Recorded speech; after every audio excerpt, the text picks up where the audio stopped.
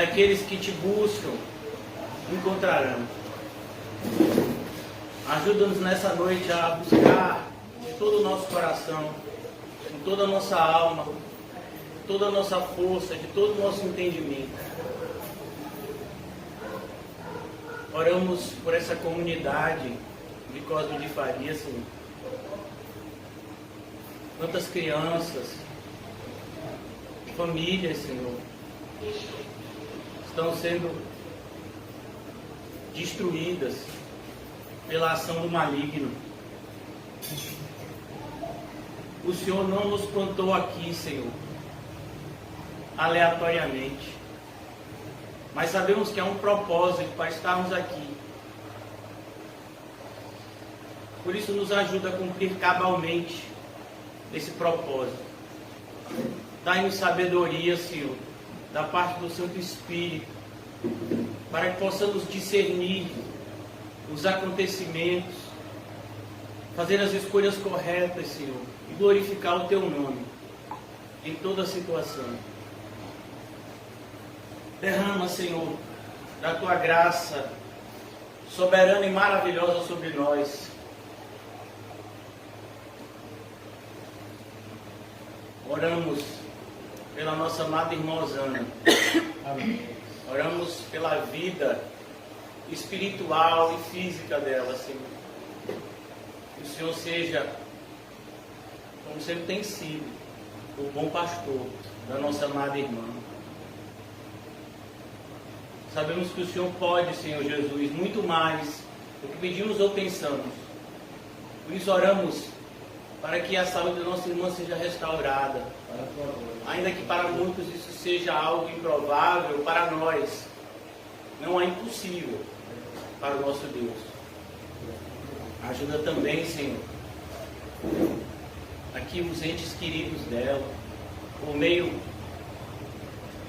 do Teu agir sobrenatural, sejam atraídos para conhecer a Tua palavra e por meio da Tua palavra serem salvos. Ó Deus, manifesta a Tua glória no nosso meio, Senhor. Faz de nós, cada um de nós, luzeiros para a Tua glória, pois temos sabido, Senhor, que vivemos em um mundo em trevas. Para onde olhamos, vemos densas trevas, mas o Senhor é o nosso socorro. O Senhor é a nossa luz que nunca se apaga. Por isso nos ajuda, Senhor, a sermos também luz, por meio da Tua poderosa e onipotente providência. Ajuda-nos a ser participante desse processo de salvação dos nossos irmãos. Em nome de Jesus. Amém e graças a Deus. Amém, irmãos? Amém. Vamos abrir o Evangelho de Lucas, dando continuidade à nossa exposição desse Evangelho. E hoje nós vamos tentar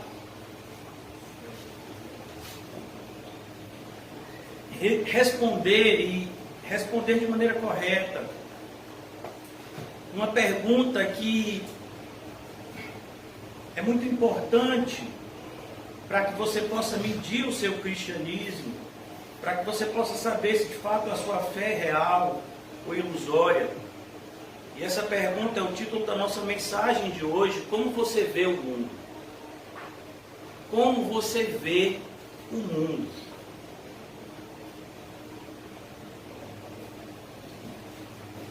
Facilmente nós podemos perceber que duas ou mais pessoas podem olhar para a mesma coisa e ter opiniões completamente distintas. Como eu fiz uma referência no estudo da semana passada, algumas pessoas podem olhar para a cruz e ver na cruz um símbolo do mal, um sinal de agouro. Não, a cruz lembra a morte, a cruz é o que você vê no cemitério. E algumas pessoas podem ver na cruz motivo de alegria, pois é na cruz que o Senhor Jesus levou os nossos pecados que nos deu a justificação que nos torna filhos de Deus. E podemos olhar para a mesma coisa e termos opiniões completamente distintas. Um outro exemplo, e esse mais carnal, né, talvez para alguns entenderem, todo final de ano existe uma loteria especial, chama a Mega Sena da Virada. Se eu estiver errado, vocês me corrigem. E onde tem uma quantidade de dinheiro muito grande nesse sorteio. E é muito comum, né, as televisões, as emissoras, nos seus noticiários, fazerem uma reportagem. E aí a pergunta, e olha, eu tenho 42 anos e eu já vi várias vezes a mesma pergunta, ano após ano. O que você faria se você ganhasse essa quantidade de dinheiro? Aí eles pegam lá, essa quantidade de dinheiro dá para comprar 100 carros tal, dá para você botar essa quantidade de dinheiro na poupança e você vai ter um rendimento X o resto da sua vida. E a pessoa fica sonhando com aquilo. Você vê a mesma coisa, uma quantidade X de dinheiro, e as pessoas têm visões completamente diferentes daquilo. Então, é importante que você se questione, porque naquele grande dia, irmãos, vai ser você e Deus. Então, se você tem uma fé falsa, quem está perdendo é você. O meu papel enquanto pastor é expor a verdade de tal forma que você possa discernir se você é um cristão verdadeiro ou não. Nós, que somos chamados a pregar a palavra de Deus, temos um poder, por assim dizer, muito limitado.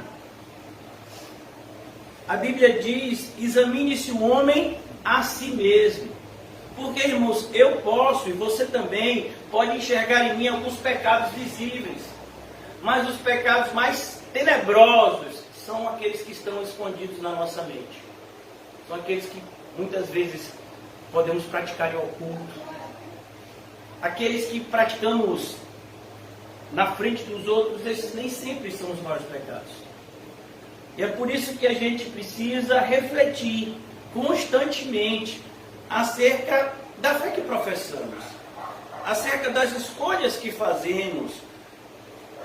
Pois, se de fato cremos que existe um mundo depois desse, se nós acreditamos que não existe reencarnação, se nós acreditamos que o homem morre apenas uma vez e segue-se o juízo, se nós acreditamos nessas verdades que estão bastante evidentes na palavra de Deus, nós precisamos refletir acerca da nossa própria vida.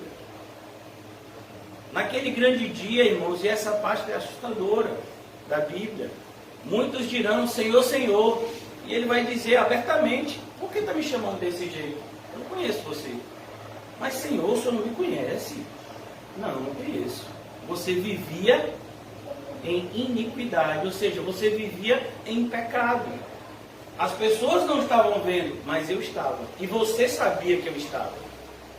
Porque todos nós sabemos que o nosso Deus é onisciente, onipresente, onipotente. A onisciência de Deus significa que Ele sabe de tudo, até dos nossos pensamentos. A onipresença de Deus significa que Ele está em todos os lugares, até num lugar que a gente pensa que está sozinho. Não, nós não estamos sozinhos, Deus está lá. Então é preciso que a gente reflita constantemente. E por que constantemente? Porque eu posso estar andando no caminho certo hoje e ainda hoje à noite me desviar. A Bíblia diz que quem cuida, quem pensa estar de pé, tome um cuidado maior ainda para não cair. Quem disse isso foi o apóstolo Paulo, quando escreveu 1 Coríntios. E nós devemos tomar cuidado. Então aqui agora, seguindo a nossa exposição, terminamos ontem. Versículo 17 diz: e descendo com eles, parou numa planura, onde encontravam muitos discípulos. A gente leu essa parte ontem, eu vou fazer a leitura só para que a gente tenha, para a gente conectar o estudo de ontem com o de hoje. E descendo com eles, parou numa planura, numa planície, né? Algumas traduções podem ter assim, o que é uma planície? É um lugar plano, né? Um lugar reto, sem ladeiras, sem montes. Parou numa planura onde se encontravam muitos discípulos seus e grande multidão do povo de toda a Judéia. É importante que você perceba a distinção que os evangelhos fazem entre a multidão e os discípulos. Sempre você vai ver que o escritor, o autor do evangelho, no caso aqui Lucas, ele deixa bem claro, existiam os discípulos e existia também a multidão. Qual é a diferença da multidão dos discípulos? Os discípulos seguem Jesus e a multidão quer obter alguma coisa de Jesus. Os discípulos querem a presença de Jesus e a multidão quer receber algum presente de Jesus. Essa é a diferença que existe até hoje. De toda a Judéia, de Jerusalém, do litoral de Tiro e de Sidom. Tiro e Sidom eram cidades que ficavam fora do território de Israel, ou seja, pessoas ainda fora do território de Israel estavam agora interessadas em ver e ouvir os ensinos de Jesus. Tamanho era a fama dele, a fama dele tinha crescido. E eles vieram para ouvirem. Olha, alguns vieram para ouvirem. Isso significa que eles queriam ouvir e obedecer. Por isso que lá no capítulo 7 diz: é bom você ouvir e obedecer, porque muitas pessoas querem apenas ouvir. Eu quero ouvir sua doutrina. Eu já ouvi a respeito de Aristóteles, a respeito de Platão, eu já ouvi do Espiritismo, agora eu quero ouvir o que esse Jesus tem a me dizer. É isso? Então tá bom, então eu vou ouvir outra pessoa agora. Então muitas pessoas agem assim, elas querem apenas ouvir, não seguir. E outros para serem curados. Esse aqui já era mais escrachado ainda. Eu não quero nem ouvir, eu quero receber só minha bênção. Que horas o culto termina? Rapaz, deve terminar umas 8h30 para 9 horas, então eu vou chegar a esse horário. E é para quando estiver terminando, eu digo: e minha bênção agora? Eu não quero pegar aquela ladainha toda, aqueles ensinamentos todos, né? Eu quero só a parte final que dá bênção assim, é essa que eu quero. E serem curados de suas enfermidades, e também os atormentados por espíritos imundos eram curados. Então, perceba, havia duas enfermidades aqui, a física e a espiritual. Jesus curava as duas. E todos da multidão procuravam tocá-lo. Perceba, eles queriam tocar em Jesus, porque dele saía poder. Essa palavra aqui é a palavra dínamos, de onde vem a nossa palavra no português dinamite. E curava todos. Perceba, muitas pessoas têm fé para ser curado, mas não têm fé para ser salvo. A gente já falou aqui no passado recente, inclusive algumas pessoas ficaram com raiva de mim, quando eu preguei a respeito dos 10 leprosos que foram curados e somente um voltou para agradecer. E a verdade é essa, você vê, aqueles 10 tinham fé para ser curados, mas eles não tinham fé para ser salvos. Para ser salvo só tinha um, que voltou, e aí Jesus disse: vai em paz, a tua fé te salvou. Jesus disse para esse, e perguntou: cadê os outros 9? Eles só tinham fé para ser curado?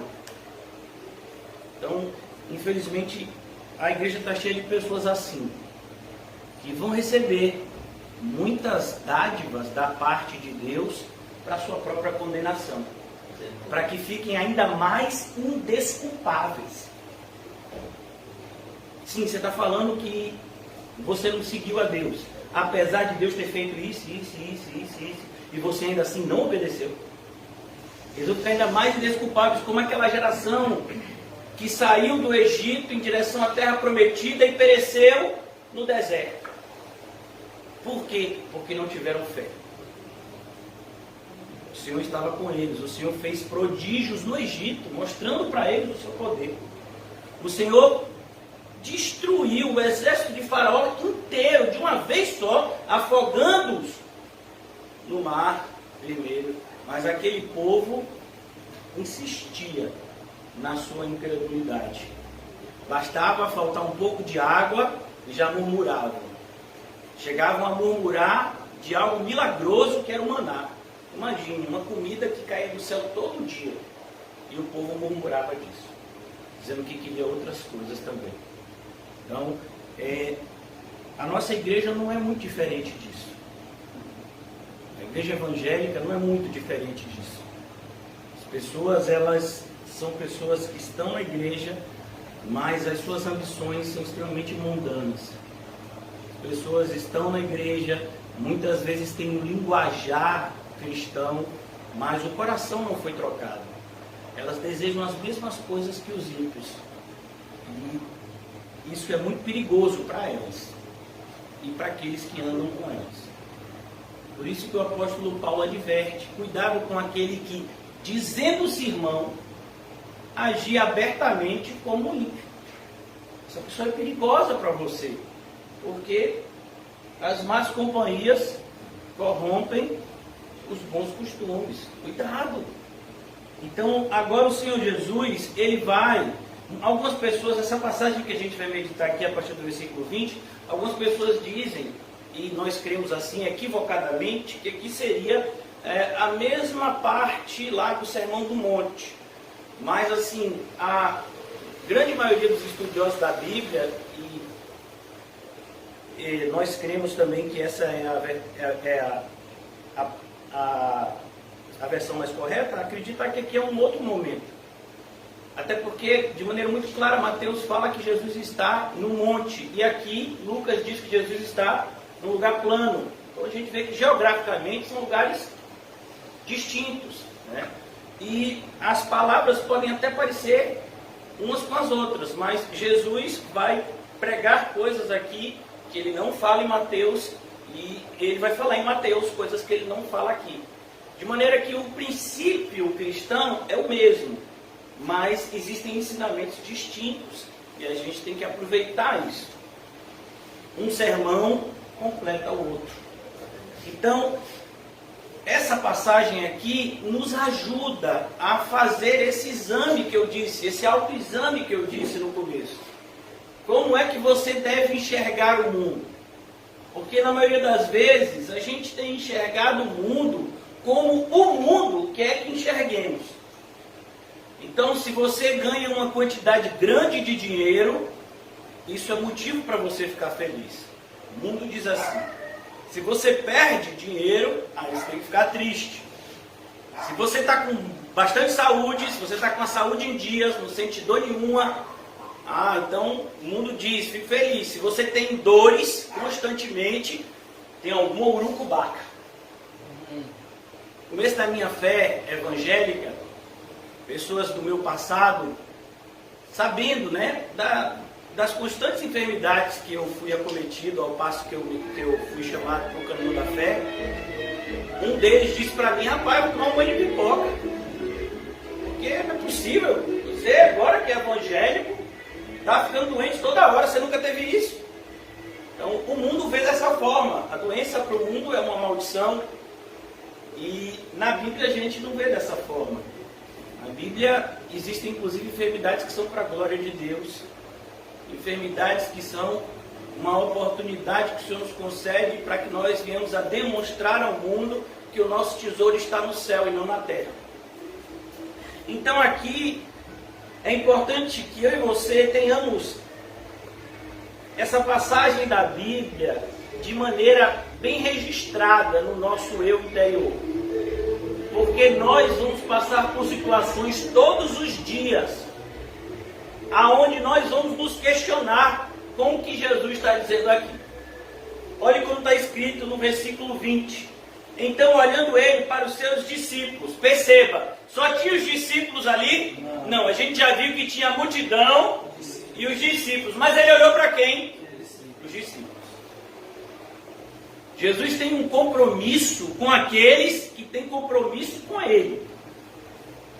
Não devemos nos enganar que se a gente está vivendo uma vida descompromissada com Cristo vai de alguma forma se comprometer conosco. Não, irmãos. É por isso que a Bíblia fala que quando nós cremos é feita uma aliança.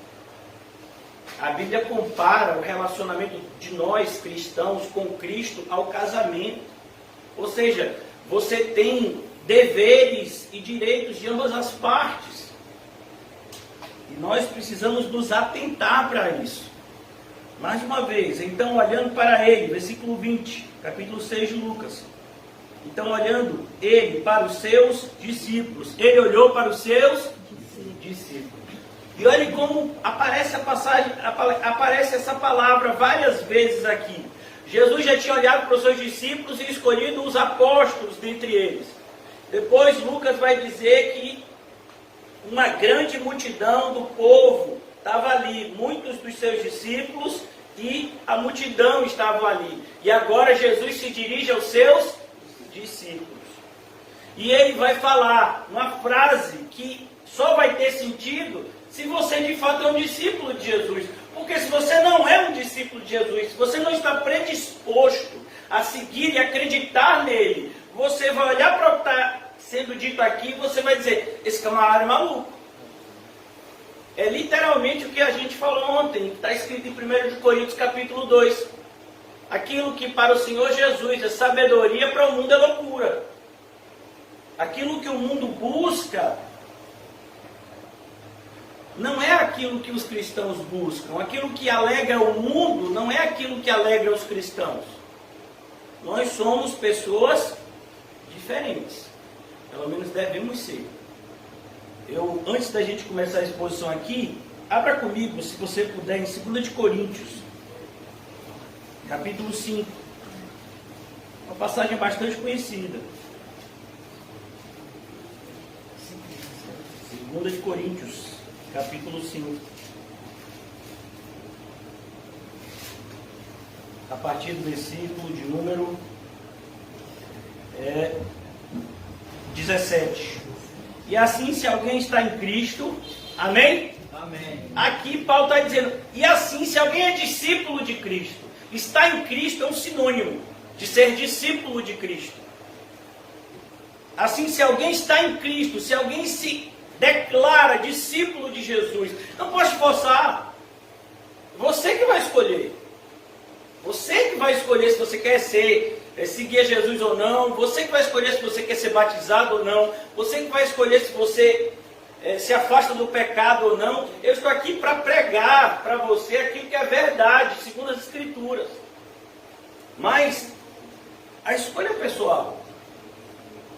E assim, se alguém está em Cristo, é nova criatura. Olha que coisa, é nova criatura. A ideia aqui é uma nova criação. É uma referência muito parecida com a que tem no início da Bíblia, em Gênesis. Quando nós lemos, e no princípio criou Deus, os céus e a terra. Aqui é a mesma coisa. Você é uma nova criação de Deus. Uma vez que a terra estava manchada pelo pecado, e tudo o que vinha da terra estava também manchado pelo pecado, Deus fez uma nova criação. Por meio de Cristo. As coisas antigas já passaram. Eis que se fizeram novas. É assim que a gente tem que se olhar, irmãos. Será que as coisas antigas já passaram? Será que nós somos uma nova criação? Então aqui Jesus vai dizer como é que nós devemos fazer esse exame. Como eu vou examinar? A primeira coisa, ele vai usar a palavra macários. A palavra macários aqui na Bíblia, bem-aventurados, é uma palavra que pode ser traduzida também como felizes, alegres, satisfeitos. A ideia de Jesus é demonstrar que a satisfação, a alegria, a felicidade do cristão, ela provém de Deus e não do mundo. Por isso ele vai nos mostrar, primeira bem-aventurança, olha que coisa interessante. Bem-aventurado vós, os pobres. E aqui, irmãos, é pobre mesmo. Lá em Mateus ele diz, bem-aventurados humildes em espírito. Ele quer mostrar a respeito dessa humildade, dessa pobreza de espírito que todo cristão tem. A pobreza de espírito significa uma dependência total de Deus. Aqui Jesus fala de pobreza mesmo. Bem-aventurados vocês os pobres, porque vosso é o reino dos céus. E não tem como a gente ler essa passagem aqui e não se lembrar da primeira tentação de Jesus no deserto. Qual foi? Falta de comida. Quando Satanás se aproximou de Jesus, após Jesus ficar 40 dias sem comer, ele disse: vem cá, rapaz, será que você é filho de Deus mesmo? Porque nem de comer você tem, nem o básico você tem. Se você é filho de Deus mesmo, pega essa pedra aqui, transforma no pão. Então, nós muitas vezes criamos uma concepção que aquele que Deus ama, ele dá tudo o que quer. Não, aquele que Deus ama, ele corrige. Eu quero mostrar aqui para vocês como está certo, como isso daqui sempre foi o modus operandi de Deus. Abra no Antigo Testamento, em Deuteronômio, uma passagem bastante conhecida também, Deuteronômio capítulo 6. Inclusive é nessa passagem, é essa passagem que Jesus usa para repreender Satanás, quando Satanás vem tentá-lo. Deuteronômio capítulo 6.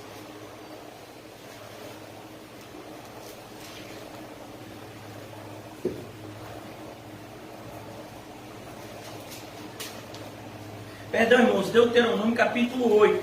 Capítulo 8. Capítulo 6 também fala, mas é outra coisa. Deuteronômio capítulo 8, versículo 2 em diante. Recordar-te-á. Recordar-te-ás de todo o caminho pelo qual o Senhor teu Deus te guiou no deserto. Deuteronômio é um livro que registra os sermões de Moisés, principalmente ele registra o momento em que Moisés está meio que se despedindo do povo, depois de ter sido instrumento de Deus para guiar aquele povo 40 anos no deserto. Então Deuteronômio é uma conclusão do ministério de Moisés. Por isso que Moisés está falando aqui nesse sentido. Percebam esses 40 anos que você ficou no deserto. Então ele diz aqui: lembrem-se de todo o caminho pelo qual o Senhor teu Deus te guiou no deserto estes 40 anos, para te humilhar. Quem fez isso? Deus. Deus humilha o seu povo? Claro. Para te provar. Quem é que prova a sua fé? Deus. Para saber o que estava no seu coração. Deixa eu lhe dizer, para saber o que estava no seu coração, não é para que Deus saiba não, porque Ele já sabia, é para você saber. Porque muitas vezes nós somos tão bons em mentir, que a gente mente até para a gente. A gente mente de tal forma que até a gente acredita que é crente. Mas o Senhor vem e revela, tira o véu e diz: olha sem vergonha, diga se você é crente mesmo. Ah, pera, agora que eu vi, não sou não. Então ele mostra aquilo que está no coração, como ele fez com o jovem rico. Ah, quer dizer que você ama Deus, né? Você ama Deus? Então vá, dá tudo que tem aos pobres, é o tesouro do céu, vem e segue. E aí? Oh, mas ele não era uma pessoa que obedecia? Ele não obedecia? Desde a sua mocidade? Não obedecia. E Jesus mostrou isso para ele. Então a aprovação, ela vem como um presente de Deus, para mostrar na nossa vida o que está errado e, portanto, precisa ser mudado. Para saber o que estava no seu coração, se guardarias ou não os seus mandamentos. É por isso que nós precisamos ser provados em várias áreas. Tem pessoas que conseguem demonstrar uma fidelidade a Deus quando estão passando por um período de escassez. Mas se chegar no período de abundância, aí varão, aí você vê. Tem um ditado no mundo que diz: se você quiser conhecer alguém, dê poder e dinheiro a ele. Então não é assim? Pessoas às vezes que enriquecem, passam pelos seus antigos vizinhos e nem cumprimentam mais. E crente que faz isso, viu? Sai da igreja pobrinha e vai para a igreja de rico. Né? Paulo diz: eu soube ser provado. Eu passei pela escassez, eu passei pela abundância. Todas as coisas eu fui provado pelo Senhor. Versículo 3, ele te humilhou e te deixou ter fome. Vem cá, quer dizer que quem crê em Deus pode ter fome? Pode. Você não vai morrer de fome. Quando a Bíblia diz lá no Salmo 27, a promessa é essa. Salmo 27 ou 37. Eu nunca vi um justo desamparado e nem a sua posteridade a mendigar um pão. Significa que você não vai morrer de fome, mas que você vai ter fome, vai.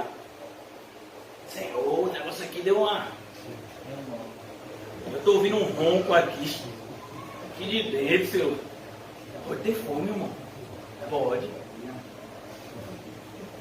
E a Bíblia diz, foi o Senhor que te sustentou com o maná. Ele te sustentou com o maná, tá vendo?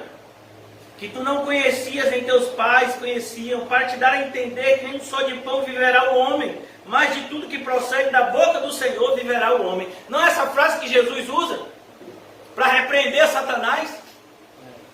Então aqui o contexto é esse.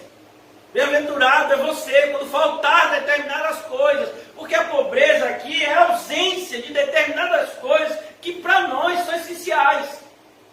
Por exemplo, irmãos, para uma pessoa, para a gente que mora aqui em Salvador, a gente não entende muito essa questão de frio, né? Para a gente, quando passa um vento mais forte, aqui frio. Meu filho, frio é quando está 0 grau, e as pessoas morrem. Se você tiver numa temperatura muito baixa e não tiver como se aquecer, o seu pulmão se congela e você morre. E pessoas, há pouco tempo atrás, o irmão José até falou isso numa pregação, o prefeito de São Paulo, que atualmente é governador, querendo tirar os mendigos da rua, ele mandou tirar todos os lençóis e colchões deles e apreendeu. E veio uma noite muito fria em São Paulo, eles não tinham um lençol para se cobrir e morreram de frio. Então, aqui ele está dizendo ali, o cristão ele pode passar pela falta de algumas coisas. E o que Deus quer com isso? Ele quer saber se a gente é fiel. Ele quer saber, ele quer mostrar para a gente se o nosso coração está nele ou se o nosso coração está no que ele nos dá. Há uma diferença muito grande. É nesse evangelho de Lucas que a gente está estudando que aparece uma parábola muito famosa. Só em Lucas aparece essa parábola. E uma parábola que a gente dá um nome todo errado para ela, que é a parábola do filho pródigo. E essa parábola dá a ideia de que esse homem só tinha um filho, ou então dá a ideia de que o outro filho estava certo. Não, os 2 filhos estavam errados. Só que um filho estava errado e foi embora, e o outro filho estava errado dentro de casa. O filho mais velho, ele só tinha permanecido porque ele estava esperando o pai morrer para ficar com aquilo que era do pai. Tanto que quando o irmão volta, a preocupação dele foi isso. Vem cá, ele gastou já a parte dele da herança, agora ele vai gastar a minha? O pai não tinha nem morrido, irmão. Aí ele vem agora para cá, e agora como é que vai ser isso? Eu estou aqui trabalhando, só a sol. Então você percebe, ele estava fazendo as coisas até do ponto de vista externo correto, mas a motivação errada, ele não amava o pai. Ele queria o que era do pai, mas ele não amava o pai. Então a gente tem que se perguntar, será que se a gente passasse por uma situação parecida com a de Jó, a gente continuava fiel a Deus?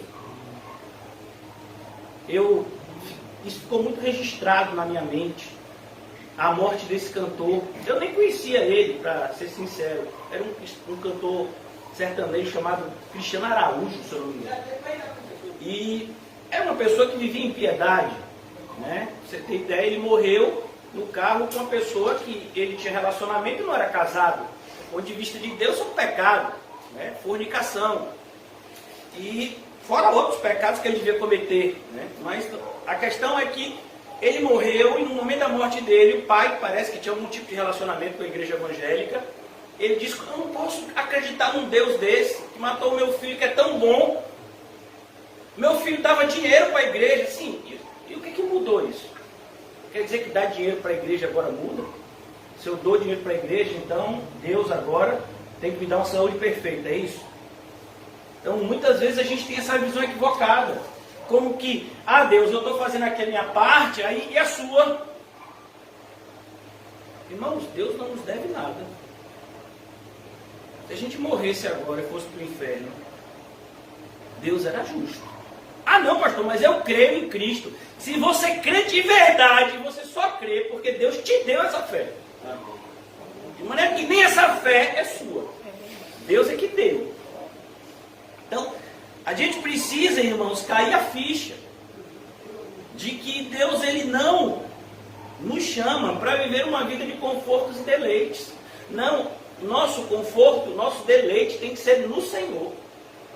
É por isso que quando Paulo escreve aos Filipenses, Paulo diz, alegrai-vos no Senhor. Mais uma vez, alegrai-vos. O cristão tem que ter uma alegria? Claro que o cristão tem que viver feliz, tem que viver alegre.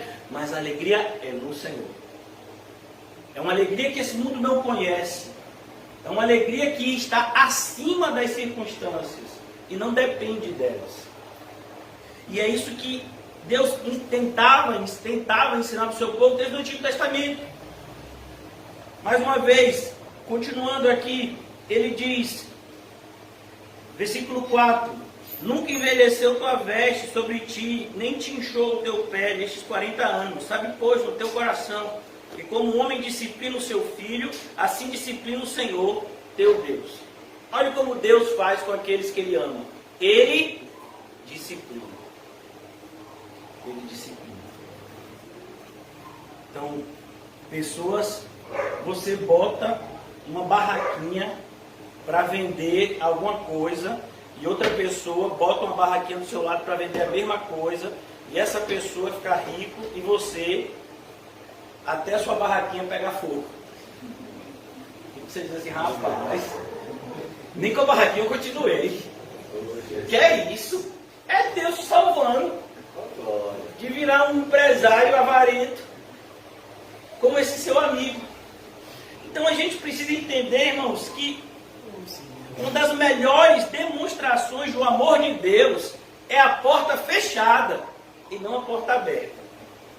A porta aberta deve ser uma só. Mas à medida que essa porta se abre, todas as demais se fecham. É como, por exemplo, irmãos, quando um homem se propõe a se casar com uma mulher, ele diz sim para uma mulher, isso significa que ele está dizendo não para todas as outras. Não é assim? E a mulher a mesma coisa. Quando ela diz sim ao seu marido, ela está dizendo não a todos os outros. Então aqui, o Senhor Jesus, agora voltando para o nosso sermão, como a gente vê o mundo, bem-aventurado vós os pobres, porque vosso é o reino de Deus. Irmãos, seja sincero, quando você vê que você tem uma vida aqui, do ponto de vista material, extremamente limitada, não é gostoso pensar no reino de Deus? E como? Agora, uma pessoa que tem todos os seus deleites aqui, faz todos os seus planos aqui, vai pensar no reino de Deus para quê? Você diz, não, já estou projetado. Olha, essa vacina do Covid chegar, quando liberar, eu no que vem eu vou para a Europa, depois eu vou para não sei aonde, depois eu vou não sei aonde. E eu também estou querendo, esse negócio aí está na moda, né? Viajar para a Lua, também quero. Eu vou comprar isso, eu vou comprar aquilo. Aí chega alguém e diz assim, ir para o céu. Para o céu eu também quero ir, mas lá na frente, né? Porque tantas pessoas, irmãos, investem em pesquisas para as pessoas viverem mais. As pessoas querem viver tanto tempo. Hoje mesmo eu vi um exemplo assustador. Um idoso de 98 anos de idade, 94, sei lá, mais de 90, matou uma pessoa, um marido que tinha ido buscar a sua esposa, que estava no bar. Olha como uma esposa pode destruir uma família. E tinha filhos esse homem, com essa esposa. Percebeu como a responsabilidade de uma esposa? Olha o versículo se cumprindo. A esposa tola destrói a sua casa com as suas próprias. O marido foi lá buscar, provavelmente ele não devia ser cristão, deve ter sido mal educado com ela. Esse senhor, que é um ex-policial militar, se achando dono da razão, estava armado, foi lá e deu 3 tiros e matou.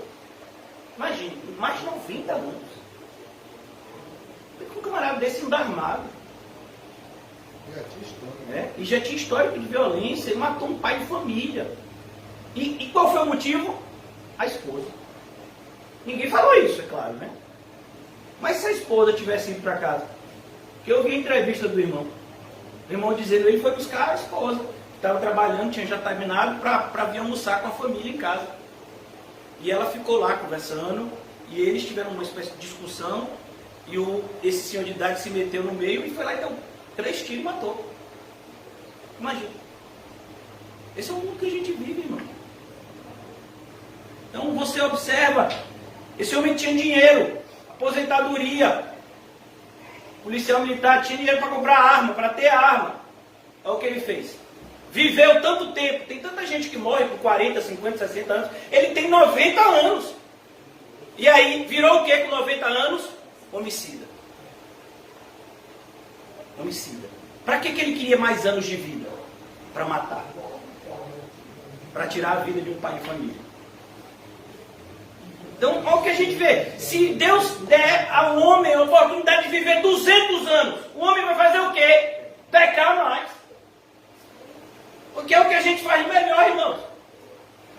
Uma vez perguntaram ao pastor o que mais, assim, atraía ele, quando ele pensava no céu, o que mais alegrava o coração dele. Ele disse, irmão, várias coisas, ver o Senhor Jesus, várias coisas são maravilhosas, indescritíveis em relação ao céu, mas uma das coisas que mais eu anseio é parar de pecar. Porque um cristão verdadeiro sofre, não é com o pecado dos outros não, é com o seu. A gente tem que esmurrar o nosso próprio corpo todo dia, várias vezes por dia, para que naquilo que a gente já sabe, a gente não seja reprovado. É duro, a gente tem que esmurrar, a gente tem que cortar a mão. E aí você vai aprender uma coisa, meu filho. Quando você corta a mão, se você não vigiar, é igual a lagartixa, a mão cresce de novo. Fala, não, mas eu já cortei essa mão, tá me dando trabalho, como é que ela cresceu de novo? Porque o diabo é assim, meu filho. Como Martinho Lutero, quando ele teve a experiência de conversão, ele disse, quando eu me batizei de verdade, eu pensei que minha carne tinha sido afogada no batismo. No outro dia eu percebi que a miserável sabia nadar. Dizendo, eu me senti tão crente na minha conversão, e no outro dia, nem parecia que eu era crente. Vários pensamentos pecaminosos me atacando. E aí ele percebeu, e ele diz uma frase que ensina bastante pra gente. A gente não pode impedir pensamentos de virem, imagens de virem, mas a gente pode impedir que elas façam ninho na nossa cabeça. A gente tem que lutar contra isso. Por isso ele diz, bem-aventurado vós os pobres. Olha, irmãos, Deus é muito bom com a gente quando Ele dá determinadas coisas, mas Ele é melhor ainda quando Ele tira. Tem determinadas coisas que só Deus mesmo para tirar. Coisas que estamos fazendo mal e que a gente não tem coragem e nem muitas vezes vontade de tirar aquilo da nossa vida. Deus vai lá e tira para o nosso bem. Isso é um pai que ama. Então, por isso quando ele diz aqui, você passar por momentos onde vão faltar determinadas coisas, é bom. Primeira coisa que a pobreza ensina, a depender de Deus. Não, na maioria das vezes a gente ora pela comida que está na mesa, não é assim? É. Mas alguém já orou com a geladeira vazia? Ô Senhor, não tem nada aqui para a gente comer. Eu vou beber esse copo de água aqui, mas glória a Deus. Se o Senhor puder, Senhor, envia um provimento, Senhor. Eu te amo mesmo assim, Senhor. Glória a Deus. Será que a gente tem? Será que a gente teria fé para isso? Ou a gente só tem fé para dizer, obrigado, Senhor, por essa mesa. Sim, a mesa está ali, a comida está ali. E se não tivesse, você diria obrigado do mesmo jeito? Ou ia dar aquela murmuradinha básica? Senhor, ó, eu sei que o Senhor é bom. Mas, se o Senhor puder dar uma melhorada na minha vida, eu não vou achar ruim, viu? Como é o nome disso? Hipocrisia. É por isso, irmãos, que a gente não entende o relacionamento de Jonas com Deus. Quem já leu o livro de Jonas? Rapaz, é muito legal. Porque Jonas é aquele tipo de pessoa que Deus gosta, que fala o que está sentindo. Porque quem é que Deus não gosta? Do hipócrita. O hipócrita é o fariseu que, sabe, está revoltado com algumas coisas que Deus fez. E diz, mas eu te amo, pai. Mentira que tu ama. Mas Jonas chegava lá, olha, Deus, eu vou falar com o senhor, não estou compreendendo nada do que o senhor está fazendo, viu? Chateei. Está escrito lá. Aí Deus pergunta, Jonas, você tem razão para ficar chateado desse jeito? Jonas? Tenho, Deus, eu tenho. E Deus vai lá e conversa com Jonas, porque Deus sabia que Jonas estava falando aquilo que realmente o coração humano sente. Só que tem muita gente que não luta contra isso, prefere varrer para debaixo do tapete. Não, irmão, não vá para debaixo do tapete. A pessoa está muitas vezes assim, no seu íntimo, revoltada com Deus, doido para fazer a mesma coisa que Judas Iscariotes fez. Primeira, não é nem 30 moedas de prata, bateu 29 e já estou vendendo. Minha fé. E ainda, Deus, obrigado. Obrigado por quê, meu filho? Você vai negar Jesus daqui a pouco, você está agradecendo o quê? Então é importante, irmãos, que a gente saiba quem somos. Porque a gente tem uma capacidade muito grande para enxergar o que está na frente, amém? Amém. Mas para enxergar o que está dentro, só com a ajuda de Deus. E é isso que a palavra de Deus faz. A palavra de Deus é um espelho que mostra, ela vai refletir quem de fato nós somos. Ela vai mostrar o que de fato está no nosso coração, porque a gente pode se enganar, como tantas pessoas aqui a Bíblia mostra que estavam enganadas. Os fariseus eram um grupo que estava totalmente enganado. O jovem rico e tantos outros, o próprio Pedro. Senhor, eu sou capaz de morrer por você, pelo Senhor. Pedro, você vai morrer por mim.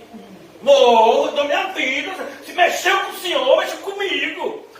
Oh, mas foi uma criada. Não foi nem um soldado armado, viu? Foi uma criada dizer, está aqui, estava com Jesus. Não, mulher, acabou, não estava com ninguém. Nem conheço esse Jesus. Imagine. Uma criada, não foi nem um soldado com uma faca no pescoço dele para ele negar. Não, uma criada. E ele tinha, horas antes, dito o quê? Eu juro. Ainda que eu tenha que morrer, eu não vou abandonar o Senhor. Isso prova o quê? Que Pedro não se conhecia. Jesus conhece. Por isso que é tão bonito a restauração de Pedro. Em João 21, Jesus pergunta 3 vezes, que é a quantidade de vezes que Pedro negou a ele. E na última vez é tão bonito, porque Jesus, no português a gente não entende bem o diálogo, mas é porque no português amor é uma palavra só, mas no grego, que é o idioma que foi escrito, o Evangelho, todo o Novo Testamento, o Evangelho de João também, a palavra amor tem 3 palavras para designar amor. Existe o amor filéu, existe o amor eros e existe o amor ágape, que é o amor que Jesus trouxe ao mundo. Esse amor sacrificial, um amor que independe de reciprocidade. O amor filéu é um amor recíproco. Eu amo e você me ama. Então, Jesus pergunta, Pedro, você tem um amor ágape por mim? Por que Jesus faz essa pergunta? Porque Pedro disse que tinha, antes de negar. Aí Pedro diz, Senhor, o ágape eu não sei, mas o filéu eu acho que eu tenho. Aí ele diz aquela frase, apacenta os meus cordeirinhos. Depois ele faz a mesma pergunta, Pedro, você tem um amor ágape por mim, Pedro? Senhor, o ágape eu não sei se eu tenho, mas o filéu eu tenho. Aí Jesus olha para Pedro, vem cá, Pedro, então quer dizer que você tem um amor filéu, Pedro? Pedro deu uma olhada e disse, varão, se o Senhor está me perguntando assim, eu nem sei mais se eu tenho. E é bonito porque Pedro diz, Senhor, o Senhor sabe se eu tenho ou não tenho. O Senhor sabe de todas as coisas. É verdade. E é aí que Pedro é restaurado. Quando Pedro então percebe que somente Cristo para dizer o que está dentro de nós. Que a gente pode e vai, infelizmente, se enganar muitas vezes com a gente mesmo. Barão, vou dizer uma coisa para você. Você viu aquela pessoa que saiu da igreja por causa do Covid? Ah, se fosse comigo eu não saía. Aí acontece uma bobagemzinha, a pessoa sai. Por algo menor do que o outro saiu. Percebeu? Por isso a gente tem que tomar muito cuidado, irmãos. Então, essa pobreza que Jesus ensina aqui, ele diz: bem-aventurado vocês que são pobres, porque é de vocês o reino de Deus. Então ele mostra aqui que é aquele que tem poucas coisas aqui na terra pode se preocupar mais com as coisas do céu. Irmãos, você já experimentou? Quem aqui já esteve à frente de uma empresa com 1000 funcionários? Quem aqui já tem que pagar 5 IPTUs, 10 IPVAs? Quem tem? Por quê? Porque tem 10 automóveis, tem 5 casas. E aí, como é? E aquela pessoa que não tem que pagar IPVA nenhum, que não tem que pagar IPTU nenhum, por quê? Uma vez a pessoa veio me perguntar: pastor, por que o senhor não pensa em sair do aluguel? Eu falei: meu irmão, porque minha casa está no céu, não está aqui na terra. Eu agradeço por aquilo que o senhor me manda todo mês. Então, se eu comprar uma casa aqui na terra, ela ainda não vai ser minha. Posso até comprar. Mas ela, para mim, enquanto cristão, não vai gerar segurança nenhuma, a não ser preocupação. E agora eu vou estar preocupado, tem que pagar isso, tem que pagar aquilo, tem que pagar aquilo outro. Você fica preocupado se que o vizinho vai fazer alguma coisa. Quando a casa não é sua, meu filho, ó. Pegou a chave do aluguel, você vai ter que devolver do jeito que você recebeu, né? Tem que ter um bom testemunho, amém. Mas assim, não é sua casa. Então vamos imaginar, você está hoje de noite, amém? Você vai chegar em casa, vai dizer: aquele pastor maluco pregou aquelas coisas, não acho nada daquilo. Aí você está em casa orando, porque você ora, amém? Você ora, não é, irmão? Amém. Oh, Pai, oh, Deus. Então vocês estão orando, irmão? Amém. Glória a Deus. Salve, Léo. Aí vocês estão orando, e aí de repente, aquela manifestação espiritual poderosa, a porta da sua casa assim, o céu se abre, e aquele vento, e Deus aparece assim poderosamente para você: te chamei como meu servo, e você vai amanhã abandonar tudo e pregar em tal e tal lugar. Aí você vira pro anjo mensageiro: ó, Gabriel, eu vou dizer uma coisa, viu, Gabriel? Eu amei a sua visitação, me sinto até lisonjeado, mas, Gabriel, eu tenho responsabilidades. Amanhã eu tenho que ir no emprego, tenho que fazer assim, ou tenho coisa para pagar, Gabriel. Amanhã está vencendo o documento da moto, né? Então, Gabriel, você já pensou, irmão? Como é a situação, por exemplo, de Maria e de José, que tiveram que fugir no meio da noite para o Egito? Ou vocês não leram essa parte do Evangelho? Já pensou se Deus mostra isso para você? Olha, você tem que sair agora. Mas não dá, eu tenho um carro, eu tenho isso, eu tenho um cachorro. Eu tenho um gato, eu tenho um papagaio. E agora como vai ser, Senhor? E você acha que o Senhor Jesus diz da volta, ai das grávidas? E não vocês acompanharam o que está acontecendo no Afeganistão? Mulheres entregando seus filhos, bebês, na mão dos soldados. Ele está dizendo: ainda que eu morra, pelo menos que meu filho não morra. Você acha que Jesus não falou isso não? Por que Jesus falou ai das grávidas? Ai das que estiverem amamentando? Você está entendendo agora? Porque às vezes a gente lia aquilo e diz assim: ah, mas eu não sei o que é isso, eu ainda não entendi. Agora você entendeu? Isso é uma pequena parte, está acontecendo em uma pequena parte do mundo. Isso acontece no mundo inteiro. Quando o anticristo subir ao poder. Será que a gente está preparado? Muitos irmãos lá no Afeganistão já negaram a fé em Cristo. Por quê? Porque eles queriam viver. Eles queriam manter as suas famílias em segurança. Então eles vem cá, meu filho, você vai ficar com esse negócio de Cristo, procurando ver um app da Bíblia, um aplicativo da Bíblia. Ah, quer dizer que você é cristão, né? A pessoa chega e diz, eu não, agora não, lá. Quero salvar minha família. É o que eu preciso fazer? Tem que negar Cristo. Neguei. Pronto. Ah, então pronto. Então você agora está salvo. Vai para o inferno, mas está salvo aqui na terra. Então a gente tem que tomar cuidado, irmãos, porque é isso. A riqueza aqui na terra, ela gera algo extremamente perigoso, que é a vã confiança. Que vem acompanhado de algo mais perigoso ainda, que é a vã esperança. Então uma pessoa que tem posses aqui na terra, ela acha que pode tudo. Uma pessoa que tem dinheiro na igreja, ela acha que ela pode mandar até no sermão do pastor. Eu já passei por isso.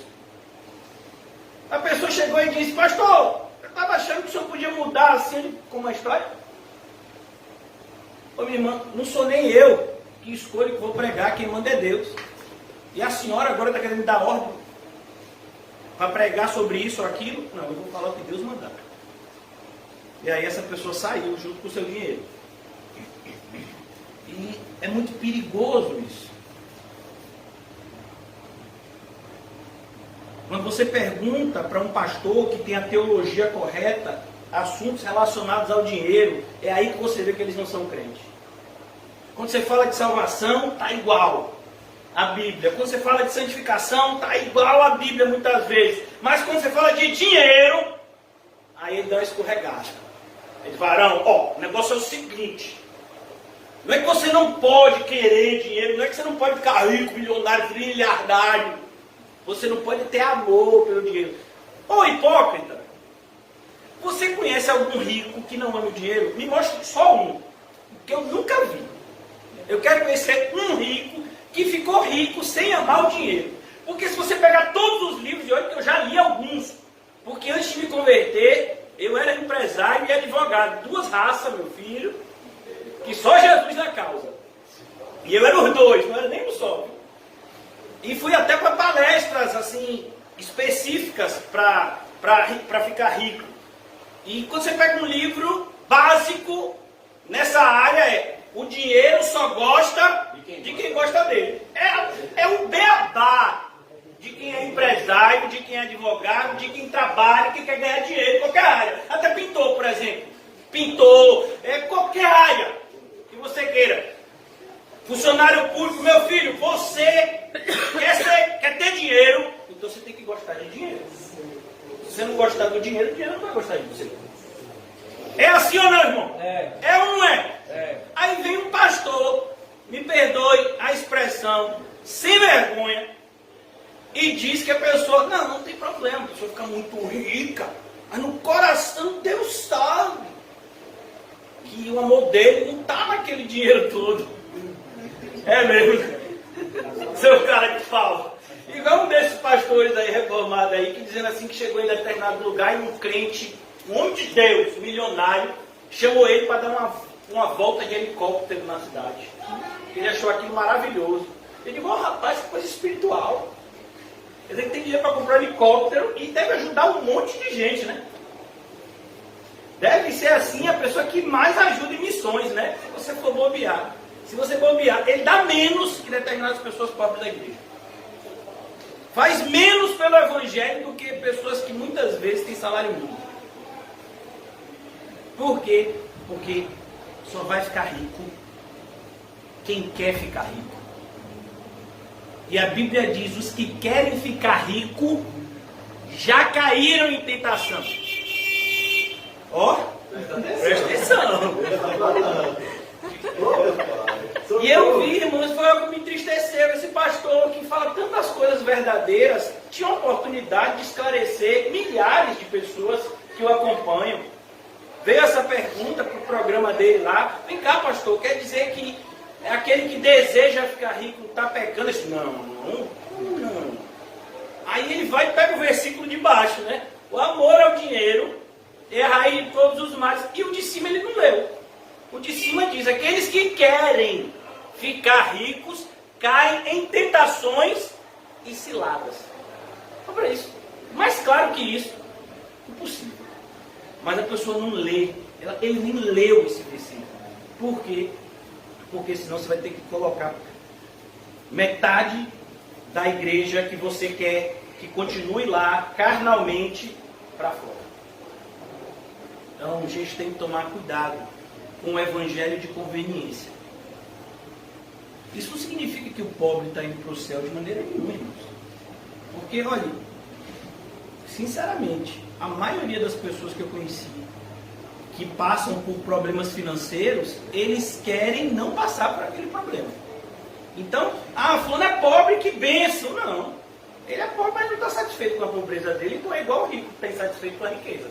Para Deus, o pecado não está na ausência ou na abundância, o pecado está na falta de satisfação em Deus. Esse é a raiz do pecado.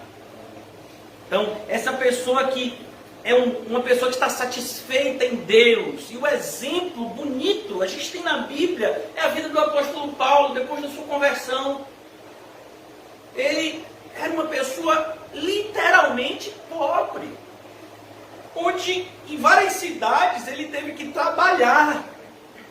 Porque as pessoas não tinham consciência de que tinham que ajudar ao missionário, ao plantador da igreja. As pessoas eram avarentos, como é o caso de Coríntios. Paulo recebeu donativos de Filipos. E Paulo então trabalhou nessa cidade com as suas próprias mãos, para não ser pesado a ninguém. E a gente tem vivido uma época, irmãos, onde não só a igreja evangélica brasileira está cheia de ricos, como os próprios líderes evangélicos são homens ricos que amam a riqueza e o poder. E usam a riqueza e o poder para a sua autossatisfação. Qual o propósito de um pastor querer, de alguma forma, influenciar o voto da pessoa que congrega na sua igreja? Qual o propósito que você acha que tem? Dinheiro. Ele vai receber alguma coisa. E quando você vê isso, negociações sendo feitas assim, às claras, você não faz nada. Você ainda, sabe, o mais assustador, irmãos, para mim, nos dias atuais, não são os falsos mestres. Porque os falsos mestres, eles são o resultado da equação. O mais assustador são os falsos crentes, que não somente sustentam os falsos mestres, como os defendem. Se eu for falar, por exemplo, de um falso mestre, de algo que ele está fazendo de errado, abertamente, aparece um monte de gente. Quem é você para julgar? Não julguei, falando tanta coisa. O que a pessoa está fazendo é errado. A luz da Bíblia é claramente errado. Farão, mas quem vai julgar é Deus. É verdade. Mas os de fora, quem vai julgar é Deus. E os de dentro, a igreja tem que ter uma liderança bíblica que possa discernir as coisas à luz da palavra de Deus. Julgai, pois, de vós os de dentro, porque os de fora, Deus julgará. É o que está escrito na Bíblia. Agora, as pessoas, elas não querem esse tipo de responsabilidade. Assim como as pessoas não querem ter que passar por momentos de escassez. Quando, na verdade, é esse momento de escassez, irmãos, que vai ser uma testificação na vida do cristão. Perceba, não é escassez porque o ímpio também passa, não é escassez por si mesmo. É escassez na vida do crente por ser crente, que é uma bem-aventurança.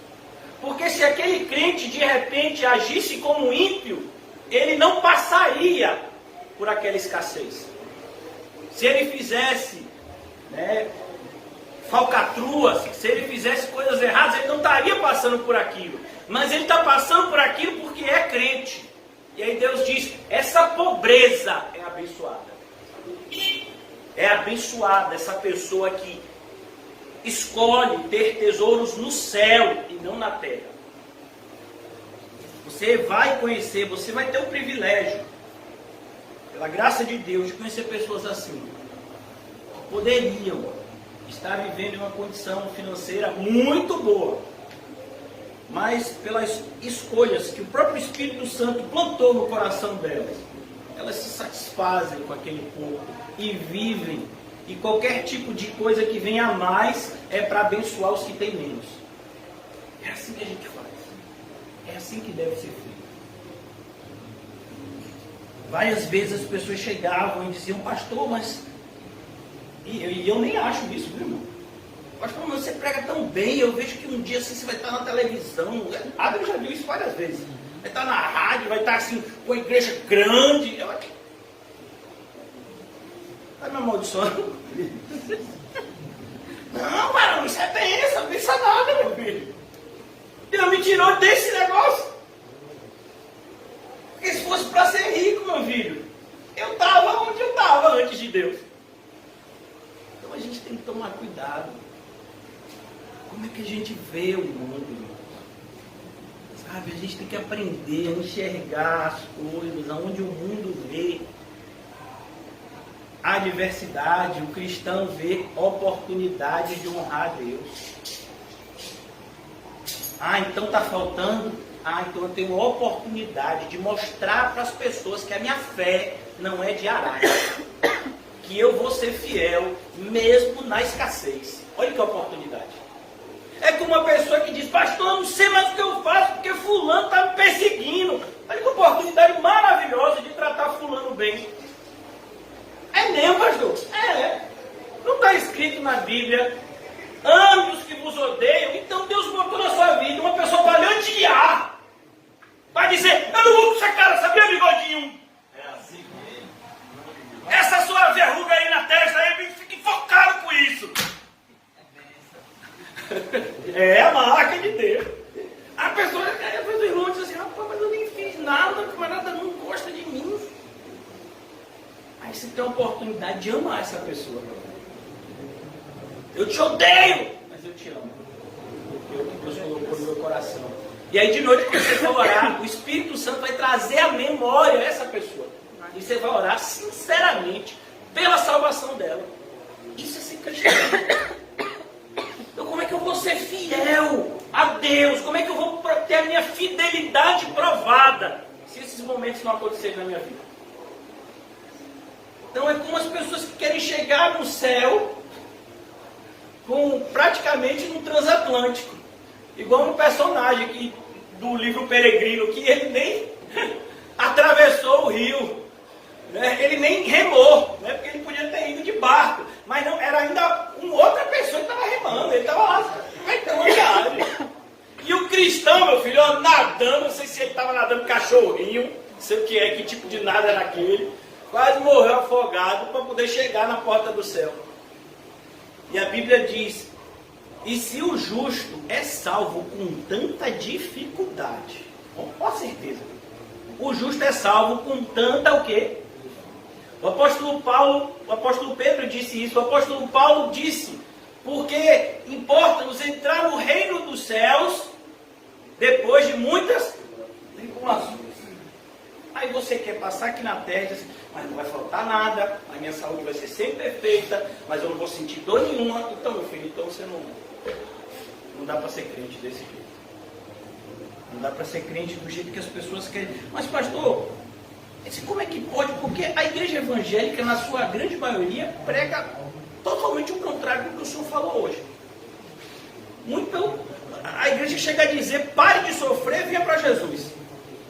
Está faltando dinheiro? Jesus vai dar dinheiro. Está com problema no casamento? Jesus vai aceitar seu casamento. Está com problema na família? Jesus vai ajeitar sua família. Está com problema no seu bairro? Jesus vai matar o pessoal do mal e vai fazer você virar, sabe, cabeça cara do seu bairro. Jesus ama. Ele vai tirar você da cauda e vai botar você como cabeça. Se você é empregado, você vai ser patrão. Então, as pessoas ouvem isso dentro da igreja evangélica. E elas querem isso. Olha que coisa assustadora. Os pastores que deveriam podar, eles estimulam o pecado. Quem é que fazia isso? Uma mulher chamada Jezabel, dentro da igreja de Tiatira. Ela estimulava aquela igreja ao pecado. Olha que coisa assustadora, irmão. E o Senhor vem e repreende e diz: olha, para que essa mulher saiba que eu sou o Senhor, eu matarei os seus filhos. Então que a gente entenda, irmãos, que aqui no mundo teremos aflições, mas devemos ter bom ânimo, porque a mesma vitória que Cristo obteve no Calvário, essa vitória que é nossa, pela fé, e que vence o mundo. A Bíblia diz de maneira inerrante: a vitória que vence o mundo é a nossa fé. Então, enquanto cristãos, precisamos constantemente estar limpando a nossa visão, para que ela não fique turva, para que a gente não comece a enxergar as circunstâncias da vida de maneira equivocada. Então, furou o pneu. Ah, meu Deus, que coisa! Meu filho, Deus está te dando um livramento. Você foi demitido do emprego, que maravilha. Olha, irmãos, eu vou dizer algo para vocês. Eu, várias vezes, como homem, né, a gente passa por situações difíceis, mas assim, eu fico olhando assim, meu Deus, que privilégio poder crescer com minhas filhas, cuidando delas, sendo um bom exemplo para elas, coisa que eu não poderia ser quando eu era antes. Se eu fosse a mesma pessoa que eu era antes de conhecer a Cristo, eu provavelmente ia sair de casa com minhas filhas dormindo, e ia chegar em casa com minhas filhas dormindo também. Elas iam ter tudo que você imaginar do ponto de vista material, mas elas não iam ter a presença do Pai. E eu tenho certeza que essa seria uma péssima escolha. Mas infelizmente é a escolha que a maioria das pessoas fazem. Sabe, é importante que você entenda essa frase, né, que muitas vezes você ouve no mundo, ela tem uma raiz de verdade. Dinheiro não traz felicidade. Você pensa, você acha no fundo que se determinada área da sua vida melhorar, você vai ser mais feliz. Não vai. Quem está casado, quem está solteiro, acha que quando se casar, vai melhorar. Quem está casado, sabe que não pode se divorciar, acha que quando Deus matar o cônjuge, vai melhorar.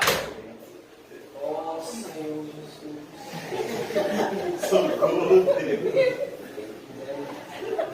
perguntaram uma vez a um pastor: pastor, o senhor tem 50 anos de casado, o senhor nunca pensou em se divorciar da sua esposa? Divórcio não, homicídio algumas vezes.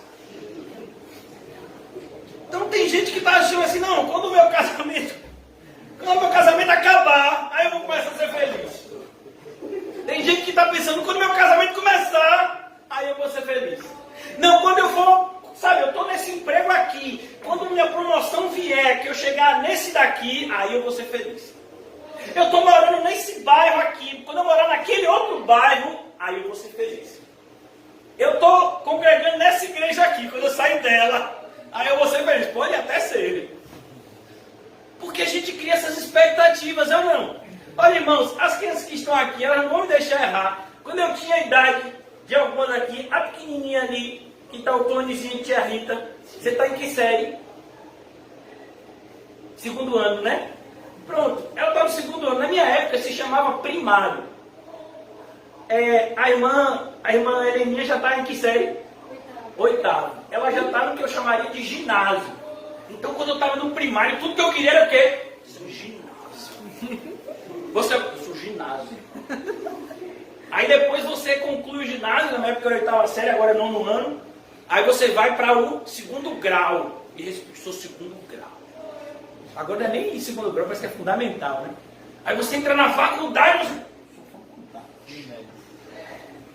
aí você vai para o trabalho. Eu vi você sempre vai, né? Sempre está voltando alguma coisa. Aí tem gente que está trabalhando assim: quando eu me aposentar, pastor, quando eu me aposentar, aí eu vou me dedicar ao evangelho, porque trabalhando não dá, pastor, é trabalho de sol a sol, e o pessoal pega no meu pé porque eu sou crente, e aí é isso, é aquilo, mas quando eu me aposentar, aí vai, não vai, meu filho. Se você não for fiel hoje, você não vai ser fiel nunca. E é isso que Deus quer mostrar pra gente. Sabe, a gente tem que começar pelo viúva pobre foi a maior oferta que aquele gasofilaço tinha visto. Você imagina? Ela foi fiel no pouco. Então a gente tem que aprender que não é a quantidade, é a motivação do coração. Sabe? O que foi que fez com que Deus aceitasse a oferta de Abel e rejeitasse a de Caim? A motivação do coração. Não é porque Deus não queria receber ofertas de cereais, nada disso. É porque se você for ler o Antigo Testamento, tem oferta de cereal. Mas era a motivação do coração de Caim. Você vê isso bem claro. Abel, no texto, você vê que Abel, ele teve o cuidado de fazer algo para agradar a Deus, para demonstrar a Deus que ele amava a Deus. Então ele pegou a melhor parte da melhor parte do seu rebanho. E o texto deixa claro que Caim, no fim dos tempos, é como se... Quem já foi no final da feira? Eu já fui várias vezes, porque é onde está a liquidação. Fim de feira, o quilo da cenoura, que era 10, está 5. Por quê? Porque só tem aquelas que não prestam. As batatinhas, que era 5, agora dá 2. Né? O iogurte, que está para vencer amanhã. Está metade do preço. Aí você comprou a... Meu filho, você não... Pastor, lá em casa é todo mundo protegido. O iogurte vencido a gente toma assim mesmo. Não faça isso não. Está colocando tua vida em risco. Não tentará o Senhor teu Deus. Né? Então, foi isso que Caim fez. Caim disse, rapaz, essas verduras aqui vão estragar, eu vou levar na igreja. Aí Deus disse, assim Caim, você pode levar para você. Então é isso que a gente tem que trabalhar na gente, irmãos. Sabe? Aprender a ser feliz com Jesus. Glória a Deus. Sabe? A resposta que Pedro dá como representante do colégio apostólico foi a mesma resposta de Moisés. Você vê que entre Pedro e Moisés tem uma separação de quase 2.000 anos. 1.400 anos, provavelmente, né? 1.600, 1.500 anos, entre Pedro e Moisés. E você vê assim, meu Deus do céu. O que foi que Pedro disse? Senhor Jesus, para quem nós iremos? Só o Senhor tem a palavra de vida eterna. Quando todo mundo estava abandonando Jesus, ficaram só os 12. Jesus perguntou, vocês também não querem ir embora não? E com Moisés foi a mesma coisa. O povo havia pecado. Deus havia dito a Moisés, olha Moisés, eu não vou acompanhar vocês, mas como eu fiz uma promessa que eu daria isso para vocês, eu vou enviar o meu anjo e ele vai dar isso a vocês, mas eu mesmo não estarei com vocês. Moisés disse, a gente não sai daqui. Do que adiantaria para a gente receber as suas promessas se o Senhor não estiver com a gente? A gente só vai se o Senhor for com a gente. Então é isso, irmãos. O que Jesus está dizendo aqui é que tudo sem Ele é nada. Que não adianta a gente conquistar o mundo inteiro e a gente perder a nossa alma. E só quem pode ganhar a nossa alma é Cristo. Eu e você não ganhamos nenhuma alma, nem a nossa. Só Ele. Por isso que essa é a bem-aventurança do pobre. É aquele que aprendeu a enxergar que esse mundo é um grande deserto e que a única fonte de água viva desse mundo é Cristo. Essas pessoas vão para o reino de Deus. Essas pessoas chegam lá porque elas enxergam o mundo da mesma forma como Giambani descreveu. O mundo é a grande cidade da destruição. E para nós só existe uma cidade para ir. Qual é? A cidade celestial. Essa é a pessoa que é pobre. Ela vai ficar pobre. Por quê? Porque ela vai usar todos os seus recursos para completar a carreira. Combatendo o bom combate e guardando a fé. Que assim seja com a gente, irmão. Vamos orar. Ó Senhor, obrigado por, na noite de hoje, esclarecer para nós o quão imaturos nós temos sido nos julgamentos cotidianos. Muitas vezes, Senhor, temos enxergado as tuas bênçãos como maldição. Perdoa-nos, Senhor. Pois são tantas e tantas vezes que o Senhor nos diz na tua palavra que o Senhor só corrige a quem ama. E o Senhor, por essa graça inefável, tem nos corrigido tantas vezes, Senhor. Ajuda-nos a não precisar ser corrigido tantas vezes como temos sido. Ajuda-nos a amadurecer, Senhor, com as correções, para que não venhamos a nos endurecer com elas. Ó Senhor Jesus, que o Senhor seja o nosso tesouro, que o Senhor seja o nosso tudo, para que a gente não venha a desejar nada deste mundo, pois a tua palavra nos ensina que quem ama o mundo, o amor do Pai não está nele. A tua palavra diz que nós não devemos amar o mundo e nem nada que tem nele, porque no mundo só existem 3 coisas que estão em oposição a ti, Senhor: concupiscência dos olhos, a concupiscência da carne, a soberba da vida, que nos afastam de ti. Por isso nos ajuda, Senhor, a agradecer. Quando o Senhor nos coloca no deserto, para que a nossa fé seja provada, para que fique evidente, não para ti, Senhor, pois o Senhor não precisa disso, uma vez que o Senhor é onisciente, mas para que fique evidente a nós, se de fato somos regenerados ou não, se fomos alcançados por tua graça ou não, para que não nos vejamos enganados naquele último dia em relação à nossa salvação. Ajuda-nos, Senhor, a discernir todas as situações das nossas vidas à luz da tua palavra e não por uma conveniência pecaminosa que insiste em nos tentar. Ó Senhor, que o Senhor, por graça, nos mantenha sempre vigilantes para não cairmos na tentação de desejarmos coisas que irão trazer imensas dores e de deixarmos de buscar aquilo que nos traria imensa alegria, que é a nossa comunhão contigo. Como o Senhor disse a Marta, que ela se preocupava com muitas coisas. Muitas vezes temos nos sentido assim, Senhor, mesmo na tua obra. E o Senhor disse a Marta: Marta, Marta, somente uma é necessária. Maria escolheu a boa parte, jamais lhe será tirada. Ajuda-nos a fazer essa escolha, Senhor, todos os dias. Em nome de Jesus. Amém e graças a Deus.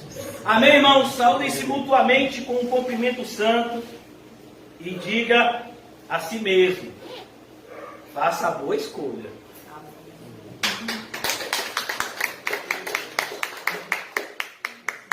Graças a Deus, aqui só